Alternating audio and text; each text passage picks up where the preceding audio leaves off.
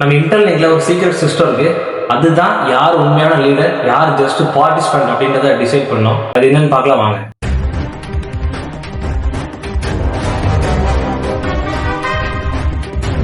So வேற ஒன்றும் இல்லை, ஏசிஎஸ், அதாவது அம்பாசிடர் கிரெடிட் ஸ்கோர். இது ஒரு ஸ்கோர் மட்டும் இல்லை, இதுதான் உங்களோட ரெப்புடேஷன், உங்களோட இன்ஃப்ளூயன்ஸ் பவர், உங்களோட ட்ரஸ்ட் லெவல், உங்களோட கன்சிஸ்டன்சி எல்லாத்தையும் ட்ராக் பண்றது. இப்போ நமக்கு பார்த்துருப்பீங்க, நம்ம அம்பாசிடர்னு சொல்லி தனியா வெப்சைட் லான்ச் ஆயிடுச்சு. அதுல நம்ம ப்ரொஃபைல் ஷோ ஆகும்.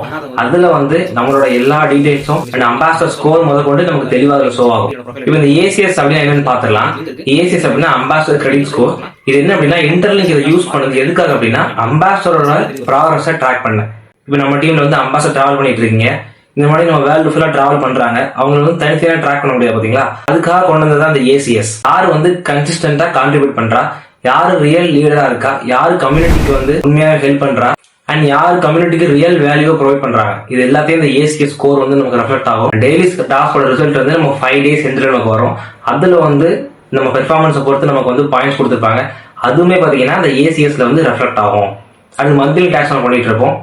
அந்த மந்த்லி டாஸ்க்லயும் பாத்தீங்கன்னா ரிசல்ட்டை பொறுத்து நமக்கு ஏசிஎஸ்ல ரெஃப்ளெக்ட் ஆகும். அண்ட் போனஸ் யார் அப்படின்னா டாப் பெர்ஃபார்மர் அப்படின்னு சொல்லி நம்ம அந்த வீக்ல வாங்கியிருப்பாங்க. நீங்க வாங்கியிருப்பீங்க, நானும் வாங்கியிருப்பேன். அவங்களுக்கு எக்ஸ்ட்ராவா ஏசிஎஸ் இம்ப்ரூவ் ஆகும். எப்படி அது இன்க்ரீஸ் ஆகும் அப்படின்னா ஸ்கிரீன்ல தெரியுது பாத்தீங்களா, இந்த லெவல்ல தான் அவங்க லெவல் மாதிரி கொடுத்துருக்காங்க. இது ஜஸ்ட் ஒரு கேம் மாதிரி தான், நம்ம அடுத்த லெவல் போகலாம் அந்த ஏசிஎஸ் வச்சு. சரி, நம்ம எப்படி இந்த ஏசிஎஸ் ஏர்ன் பண்றது? இந்த 3 ப்ராப்பரா பண்ணீங்க அப்படின்னா நீங்க ஏசிஎஸ் க்ரோ பண்ணலாம். அதுல முதல் பாத்தீங்கன்னா கான்ட்ரிபியூட் ஆக்டிவ்லி. இப்ப நம்ம டெய்லி டாஸ்க் ஆகட்டும், மந்த்லி டாஸ்க் ஆகட்டும், நம்ம ட்விட்டர்ல போஸ்ட் போடுவோம். அது கண்டினியூஸா போடணும், கண்டென்ட் குவாலிட்டியா போடணும். ஓகேவா? ஸோ இன்டர்லிங்க் ப்ராஜெக்டை எஜுகேட் பண்ணுங்க. எக்ஸ், யூடியூப், டிக்டாக் 3 தான் நமக்கு மெயின்.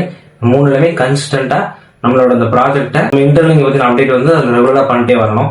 அண்ட் ரெண்டாவது முக்கியமானது எக்ஸ்பேண்ட் நெட்வொர்க். இப்போ நீங்க அம்பாசிடர் டிராவல் பண்ணிட்டு இருக்கீங்க, ஒரு ஃப்ரீயா ஒரு வாய்ப்பு கிடைச்சிருக்கு, நீங்க அம்பாசிடர் டிராவல் பண்றீங்க. அதே மாதிரி உங்களுக்கு அடுத்து உங்க டீம்ல யாராச்சும் நீங்க அம்பாசிடர் கொண்டு வரணும். அவங்க நெட்வொர்க்கை நீங்க கொஞ்சம் பில்ட் பண்ணணும், அவங்களுக்கும் நீங்க சப்போர்ட் பண்ணணும். ஓகேவா? அண்ட் முக்கியமானது நீங்க இன்டர்லிங்க் ஆப்ல நீங்க ரெஃபர் பண்ணலாம். அதுவுமே இந்த ஏசிஎஸ்ல ரெஃப்ளெக்ட் ஆகும். நீங்க இன்டர்லிங்க் ஆப்ல டீம் பில்ட் பண்ணும்போது உங்களுக்கு மைனிங்கும் இன்க்ரீஸ் ஆகும். அதுவும் இல்லாம இந்த அம்பாசிடர் ஸ்கோரும் பாத்தீங்கன்னா இன்க்ரீஸ் ஆகுது. மூணாவது பாத்தீங்கன்னா கொலாபரேட் வித் அதர்ஸ். இது கொஞ்சம் நமக்கு கொஞ்சம் கஷ்டமான தான், நம்மளும் இதை பண்ணலாம். என்ன அப்படின்னா இப்ப நம்ம ஓரளவு இன்டர்லிங்க்ல ஒரு பெரிய லெவலில் உள்ளவங்களை நம்ம இன்வைட் பண்ணி நம்ம ஒரு ஆஃப்லைன் ஈவெண்ட் மாதிரி நடத்தலாம். இப்ப நடத்தும் போது அதோட லிங்க் நம்ம அப்லோட் பண்ணும்போது அதுக்கும் ஏசிஎஸ் நம்ம கொடுக்காங்க. அண்ட் இப்போ நம்ம மந்த்லி அண்ட் டெய்லி ரிவார்ட் பண்ணிட்டு இருப்போம். அதை பேஸ் பண்ணி நமக்கு ஏசிஎஸ் மெயினா தராங்க. அதுல டாப்ல வரவங்களுக்கு ஃபிக்ஸடா இவ்வளவு ஏசிஎஸ் அப்படின்னு சொல்லி நமக்கு கொடுக்காங்க. அது ஸ்கிரீன்ல ஷோ ஆகுது பாருங்க. இது ஃபுல்லாவே பாத்தீங்க அப்படின்னா அந்த மந்த்லி டெய்லி டாஸ்க்ல பெர்ஃபார்ம் பண்ணி டாப்ல வரவங்களுக்கு ஃபிக்ஸடா அவங்க கொடுக்குற ஏசிஎஸ். ஓகேவா?